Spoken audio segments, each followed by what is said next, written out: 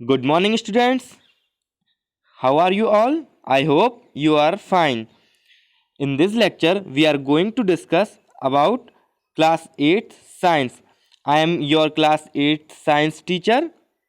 So, now let's start chapter first, that is crop production and management. Students, you all are know that lockdown is implement, so your class not conduct in school and classroom, so your class will I conduct in online form. So you have to note down it questions and answers. After lockdown, I will explain you whole chapter. So now start and exercise page number 13.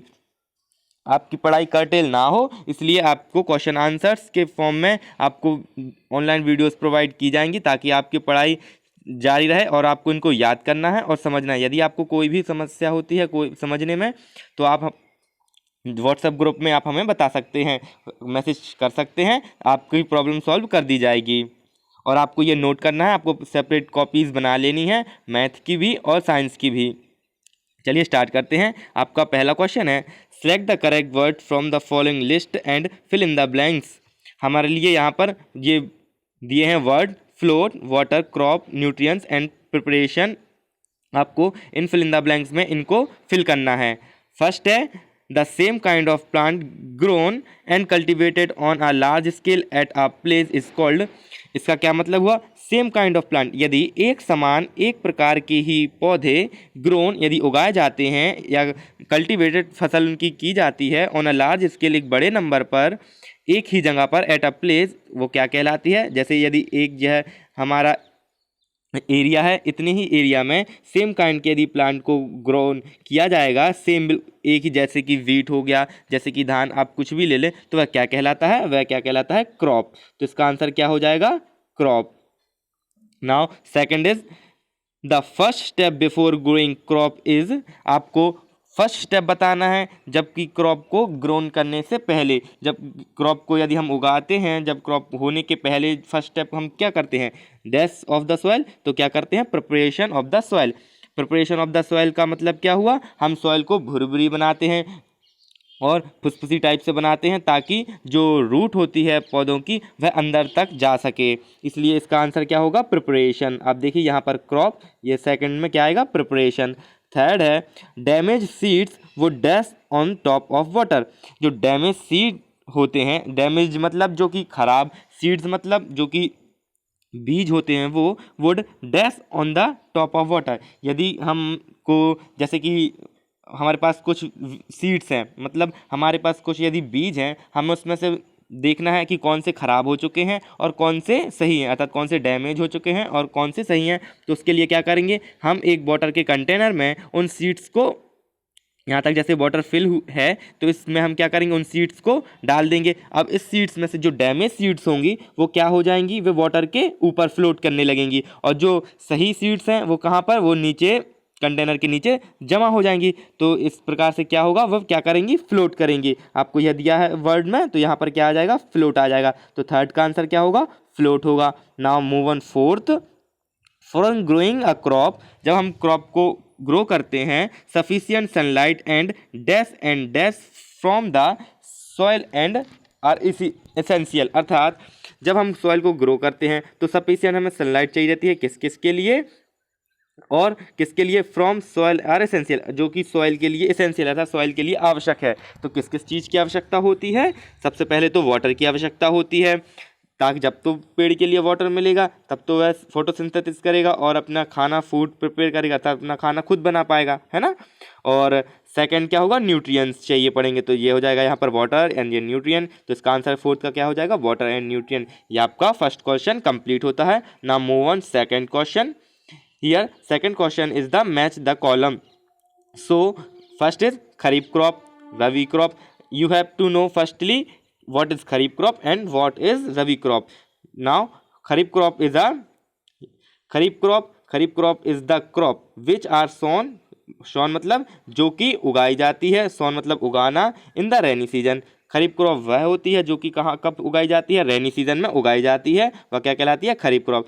This is the definition of kharif crop. You have to learn this definition and write in your notes. This rainy season in India is generally from, हमारे India में यह rainy season कब से कब होती है, जून से सितंबर के बीच होती है। और हमारे लिए कुछ एग्जाम्पल जैसे कि खरीफ क्रॉप के एग्जाम्पल कौन कौन से हो जाएंगे, पैडी अर्थात धान, मेज यानी मक्का, सोयाबीन, ग्राउंडनट यानी मूंगफली, and cotton, cotton it means कपास, they are called kharif crop. ये क्या है, खरीफ क्रॉप के एग्जाम्पल्स हैं। Now move on rabi crop. Rabi crop, that is rabi crop definition. Rabi crop the crop grown in the winter season. यदि क्रॉप को विंटर सीजन अर्थात जो ठंड का टाइम होता है, सर्दियों के टाइम में यदि क्रॉप को जो उगाई जाती है, जो कि कब से कब तक होता है, अक्टूबर टू मार्च के टाइम को हम क्या कहते हैं, विंटर सीजन कहते हैं, आर कॉल्ड रबी क्रॉप। तो उसको क्या कहेंगे, रबी क्रॉप। एग्जाम्पल लेंगे हम यदि रबी क्रॉप के, तो कौन कौन से हो जाएंगे, क्रॉप्स आर वीट अर्थात गेहूँ, ग्राम, पी अर्थात मटर, मस्टर्ड, एंड लिनसीड। ये क्या हो जाएंगे, रबी क्रॉप के एग्जाम्पल्स हो जाएंगे, और that is the definition of rabi crop. Now move on next question. Next question is our match the following question. First is rabi crop, kharif crop. तो खरीफ crop में हमें यहाँ पर पढ़ना है कौन सा हो जाएगा, अभी हमने पढ़ा था खरीफ क्रॉप के जो एग्जाम्पल थे कौन कौन से थे, वीट एंड मेज थे, तो यह हो जाएगा फर्स्ट। नाउ रबी क्रॉप के एग्जाम्पल्स क्या थे, हमने अभी पढ़े थे, वीट था, ग्राम था, तो ये क्या हो जाएंगे, इसका यह सेकंड हो जाएगा। केमिकल फर्टिलाइजर, केमिकल फर्टिलाइजर क्या होता है, केमिकल फर्टिलाइजर जो रासायनिक उर्वरक होता है वह क्या कहलाता है, केमिकल फर्टिलाइजर, अर्थात जो फैक्ट्रियों में तैयार किया जाता है, जो कि सॉइल की फर्टिलिटी को बढ़ा देता है, अर्थात सॉइल में जो प्रोडक्शन कर रहे हैं हम जिस भी फसल का, तो उसकी जो फर्टिलिटी है उसको बढ़ा देगा, तो वह क्या कहलाता है, केमिकल फर्टिलाइजर। केमिकल फर्टिलाइजर क्या हो गया, यूरिया एंड सल्फर फॉस्फेट। तो इसका आंसर क्या हो जाएगा, थर्ड का बी हो जाएगा। And now move on fourth. Fourth is organic manure. Organic manure अर्थात कार्बनिक जो खाद होती है, जो खाद कैसे बनती है, खाद बनती है हमारे जैसे कि काउ डंक ले लें, और डेड प्लांट से, डेड इंसेक्ट से, इनसे क्या बनती है, ऑर्गेनिक मैन्यूर बनता है। तो इसका आंसर क्या हो जाएगा, एनिमल एक्सक्रीटा। एक्सक्रीटा मतलब जो एनिमल का अपशिष्ट पदार्थ होता है वह, काउ डंक and urine and plant wastage, ये सब क्या कहलाएगा, मैन्यूर कहलाएंगे। तो ये क्या हो जाएगा, इसका फोर्थ हो जाएगा। तो ये है आपका आंसर, आपको नोट करना है, ये रहे। Now move on third question. हमारे लिए थर्ड क्वेश्चन है, इसमें हमारे लिए देना है give two example of each. हमारे लिए खरीफ क्रॉप और रबी क्रॉप के दो दो एग्जाम्पल देने हैं। हमने अभी पढ़े थे मैच दी कॉलम में भी, और हमने जो अपनी डेफिनेशंस पढ़ी खरीफ क्रॉप की और रबी क्रॉप की, उसमें भी पढ़ा कि क्या है, मेज एंड पैडी खरीफ क्रॉप की हैं, और रबी क्रॉप की क्या है, wheat and gram. Kharif crop कब उगाई जाती है, रेनी सीजन में, और रबी क्रॉप कब उसको उगाया जाता है, कब ग्रोन किया जाता है, विंटर सीजन में। Okay, now move on fourth question. Fourth question is right a paragraph in your own words. हमें अपने वर्ड में पैराग्राफ लिखना है on each of the following. हमने आपको यूँ चूँकि चैप्टर को एक्सप्लेन नहीं किया है, तो इसलिए आपको यह दिए गए हैं लिखकर, तो आपको इनको पढ़ लेना है और अपने वर्ड के अनुसार आपको जमा लेना है। मतलब जमा हुआ है यह, बट आपको जितना आपको मतलब समझ में आता है उस हिसाब से आपको लर्न करना है इसमें। जैसे कि preparation of soil. Preparation of soil क्या होता है, जिस भी हम क्रॉप को पहले, जैसे फसल को यदि उगाने से पहले, कल्टीवेट करने से पहले हम क्या करना पड़ता है, हमारे लिए सॉइल को प्रिपेयर करना पड़ता है। It is the first method, यह पहली मेथड है। To be followed before growing a crop, यह क्रॉप को उगाने से पहले यह फर्स्ट मेथड है उसका। This method is usually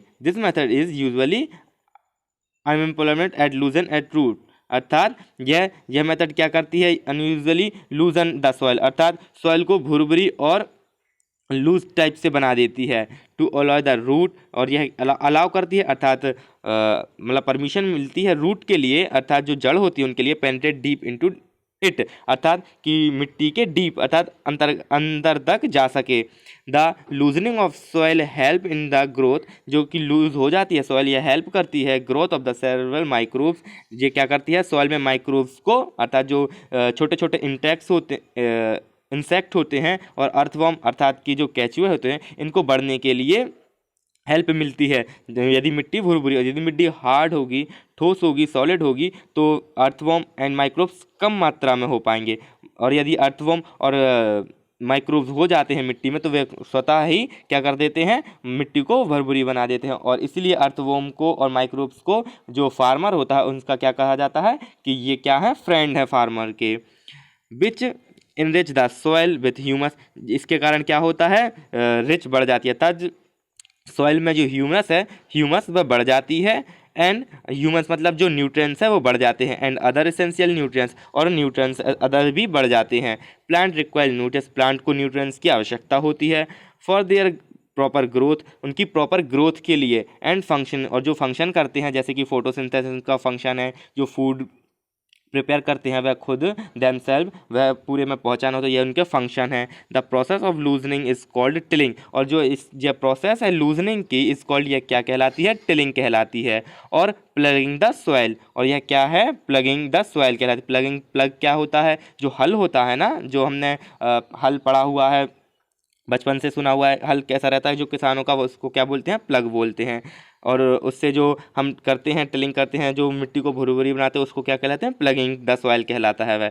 tilling of soil bring the nutrients, इससे न्यूट्रिएंट्स रिच हो जाती है सॉइल में ऑन द टॉप। इससे क्या होता है, जैसे हम यदि टिलिंग कर देते हैं तो सॉइल, जैसे हमने यहाँ पर यह मिट्टी है हमारी, यह खेत है, इसमें यह मिट्टी है, तो यदि हम इसमें टिलिंग करेंगे by the plugging, by the tilling, तो इससे क्या होगा, जो न्यूट्रिएंट्स है जो मिट्टी के नीचे है, जो न्यूट्रिएंट्स, इससे क्या होगा, मिट्टी पलट जाती है। तो जो न्यूट्रिएंट्स है मिट्टी में जो नीचे थे वह क्या आ जाएंगे, ऊपर आ जाएंगे, और ऊपर की जो मिट्टी का सरफेस है वह नीचे पहुंच जाएगा। तो इससे क्या होता है, जो नीचे के न्यूट्रिएंट्स है वह ऊपर आ जाते हैं, और ऊपर आकर जो पौधा है, जो प्लांट लगे हुए हैं उसमें, उनको हेल्प मिलती है ग्रोथ करने में। This help the plant to utilise the nutrients for their growth, ये क्या कर पाते हैं, यूटिलाइज कर पाते हैं न्यूट्रिएंट्स का फॉर द ग्रोथ, उनकी ग्रोथ के लिए। Now move on second topic, second is sowing. Sowing it means बोवाई, अर्थात जो हम बीजों को बोते हैं, जब बीजों को लगाते हैं, यह क्या कहलाता है, यह सोइंग कहलाता है। Sowing is another important step, यह एक अदर इम्पोर्टेंट स्टेप है इन क्रॉप प्रोडक्शन का। It is the process of placing, यह एक प्रोसेस है for of placing the seed in और on the soil for the future growth. It means ये seed, जो बीज होते हैं, उनको प्लेस किया जाता है खेत में ऑन द सॉइल, अर्थात सॉइल में, फॉर फ्यूचर ग्रोथ, अर्थात जो फ्यूचर में यही क्या बन जाते हैं, पौधे बन जाते हैं बड़े। The seed that are selected for growing should be to be good quality, यह जो सीड होते हैं, जो बीज होते हैं, यह सिलेक्ट करने की आवश्यकता होती है, हमें अच्छी सीडों की को चुन लेना चाहिए। जो डैमेज सीड है उसको अलग कर देना चाहिए। हमने अभी पढ़ा था ना कि डैमेज सीड को कैसे अलग करते हैं, how we can distinguish seeds.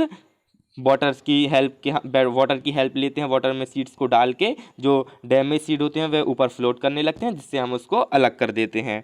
Now move on next line.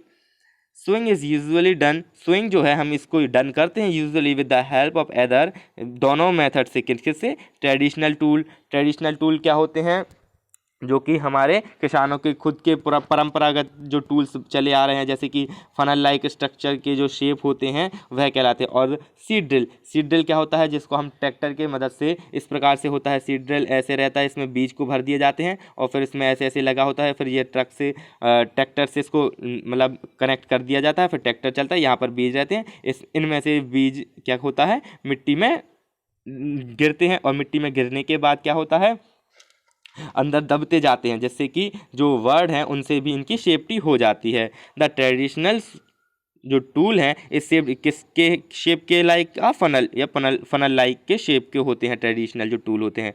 It was use earlier for sowing seed, यह पहले यूज़ हुआ करते थे, अर्लियर अर्थात पहले, सोइंग अर्थात कि जो सीड हैं, सीड अर्थात बीज, उनके सोइंग के लिए, अर्थात सोइंग अर्थात बुवाई के लिए पहले यूज़ होते हैं। नाउ डेज, अब के समय में, seed drill that make the use of tractor, जो सीड ड्रिल है इसको हम ट्रैक्टर की मदद से यूज़ करते हैं सोइंग सीड, अर्थात कि जो बुवाई करते हैं हम उसके लिए।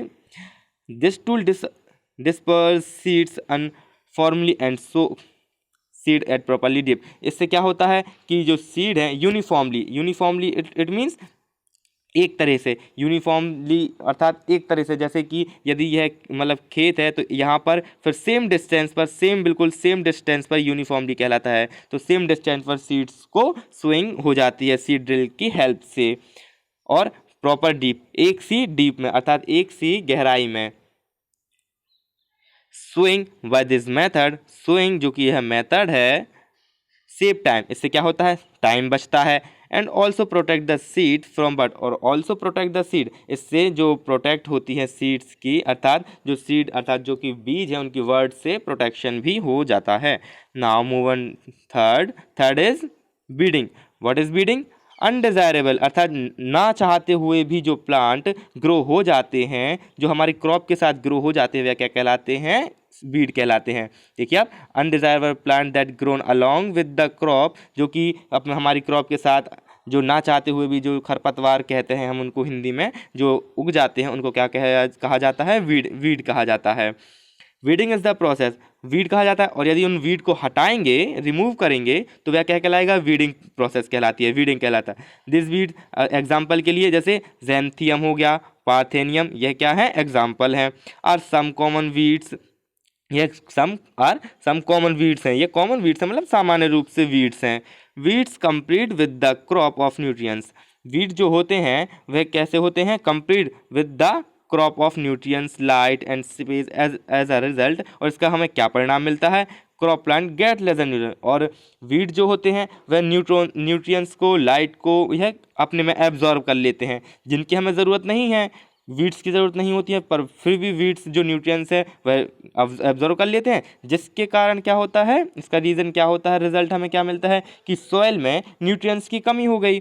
सॉइल में न्यूट्रिएंट्स की कमी हो गई तो खरपतवार जो है, वीड्स वह बढ़ जाएंगे, और जो हमारा पेड़ है, जैसे वीट का या किसी का भी हमने जो खेती की है, कल्टीवेट किया है, तो वह क्या हो जाएगा, लेस न्यूट्रिएंट्स हो जाएगा, उसमें लेस न्यूट्रिएंट्स हो जाएगा, इससे वह कम बन पाएगा, मतलब कम ग्रोथ कर पाएगा फॉर देयर डेवलपमेंट, उनके डेवलपमेंट के लिए। This stun reduce this productivity, और इससे क्या होता है कि जो क्रॉप है उसकी प्रोडक्टिविटी जो हमें मिलता है, जैसे कि जितना अनाज हमें मिलना था, जितना ग्रेन, उतना नहीं मिल पाता है। Thus various weeding method are employed, और हमारे लिए यह यहाँ पर कुछ मेथड दी गई हैं वीडिंग की। Weed can be control using weedicide, weedicide जो वीड है उनको हम कंट्रोल कैसे करते हैं, और उस कंट्रोल की प्रोसेस को क्या कहते हैं, वीडिसाइड। वीडिसाइड क्या है, उनको अलग मतलब उनको केमिकल के थ्रू उनको अलग करना, separated, which is separated in the field to kill all available weeds.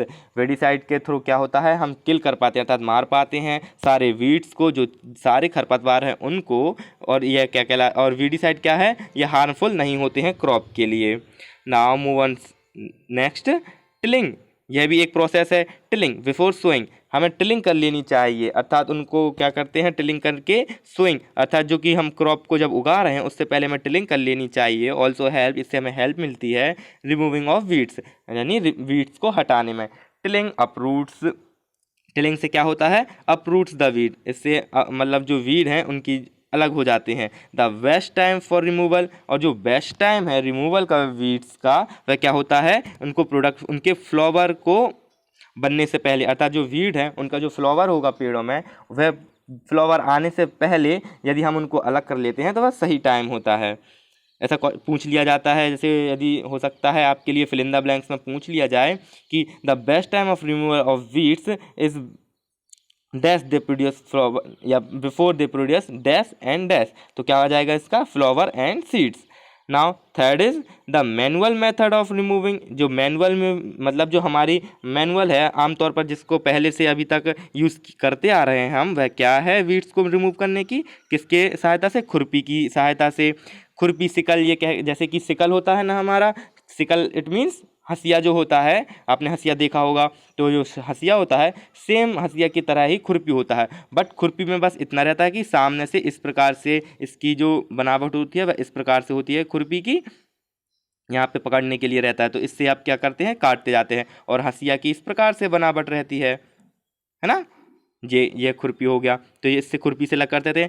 It involve regularly uprooting, इससे क्या होता है कि हम इन्वॉल्व भी रहते हैं कि रेगुलर लगातार तो uprooting of cutting of weeds close to the ground, हम उसको ग्राउंड से अर्थात ज़मीन से उसको काट के अलग कर देते हैं। Now move on fourth topic is threshing. Threshing क्या है? Threshing is the process of separating grains. इससे क्या होता है, हम थ्रेशर चलते हैं, आपने सुना होगा थ्रेशिंग करके ग्रेन अर्थात जो अनाज को हम सीड से, अनाज और सीड बीज को अलग कर लेते हैं फ्रॉम चाफ। चाफ मतलब जो चारा होता है, जैसे भूसा हमने सुना ना, भूसा निकल आता है, जैसे गेहूं से हम निकाल लेते हैं तो जो फिर वो वेस्ट मटेरियल बचता है वो क्या कहलाता है? भूसा। वही है, यदि हम चाफ से अनाज को अलग करते हैं तो वह प्रोसेस क्या कहलाती है? थ्रेशिंग कहलाती है। It is done after harvesting the crop. यह क्या कहलाती है? After harvesting. यदि हम क्रॉप को काट लेते हैं, हार्वेस्टिंग इट मीन्स हम क्रॉप को जब काट लेते हैं पूरे तरीके से, फिर उसके बाद हम थ्रेशरिंग करते हैं।